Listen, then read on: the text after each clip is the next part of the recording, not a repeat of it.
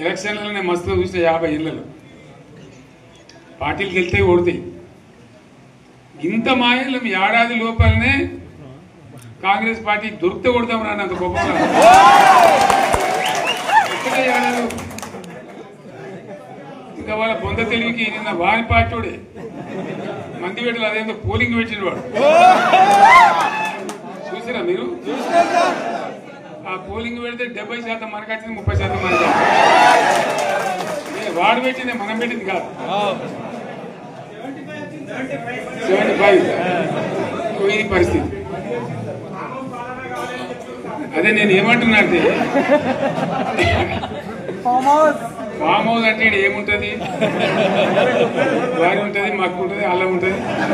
కాంగ్రెస్ వాళ్ళు అయితే మనిషి చేస్తే పారబడి కావచ్చు కూడా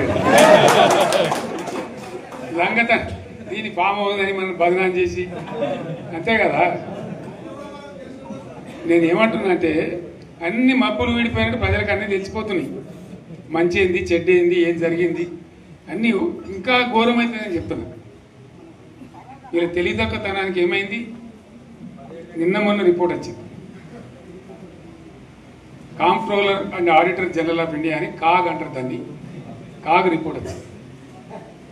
పోయిన సంవత్సరం మన గవర్నమెంట్లో వచ్చిన ఆదాయం కంటే 13,000 కోట్ల రూపాయల ఆదాయం తగ్గిపోయింది. ఇంకా మార్చి పోయేవరకల్లా ఇంకో 3-4 కోట్ల అవుతుంది. అంటే 15,000 కోట్ల ఆదాయం పోతుంది. మన గవర్నమెంట్ ఉన్నప్పుడు ప్రతి ఏడాది 15,000 కోట్లు పెంచుకుంటూ పోయినండి, చెప్పేసుకుంటూ పోయింది. ఏడాది 10 నుంచి 15,000 కోట్ల ఆదాయం పెరిగేది మన టైంలో. అంత జాగ్రత్తగా మనం వ్యవహారం చేస్తాం. ఇలా ఉల్టా 15,000 కోట్లు పడిపోయింది. ఇంకా వాడేమిస్తాడుగా, ఇంకో ఇస్తారా? ఇంకో 4-5 నెలలు అయితే జీతాలే కష్టమైంది ఉంటుంది. అందరికి పెండింగ్ పెట్టి రిటైర్ అయిన దొరుకుతలు పైసలు మీరు చూస్తారు కదా పేపర్లలో. సో ఆ విధంగా రాష్ట్ర ఆర్థిక పరిస్థితిని కూడా దివాలా తీయించారు. వాళ్ళతోనేం కాదు, 100కు 100% ఇప్పటికే ప్రజల నిర్ణయానికి వచ్చిండ్రు. డెఫినెట్గా రాబోయే గవర్నమెంట్ మనదే అని అనుమానం కూడా అవసరం లేదు.